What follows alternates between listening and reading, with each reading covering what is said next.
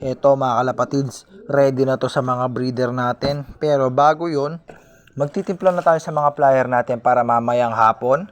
Diba? Para mamayang hapon, kapit na yung binder na ginagamit natin. Which is spirulina na hindi available dyan sa yellow basket. At yung probiotic para matuyo. Ay, yung ibon natin, ang kulit to.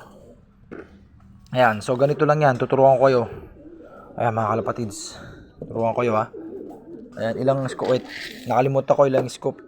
Ayan, regular flyer mix mga kalapatids. 3 scoop lang. Ayan, 3 scoop lang. Available itong mga to mga kalapatids sa yellow basket. Tapos, konting probiotic. Ayan, tapos konting spirulina lang mga kalapatids. Diyan sa basket mga kalapatids, meron naman dyan malunggay powder or oregano powder. Goods naman na yon. Ayan, no? Pero ako, spirulina yung gamit ko.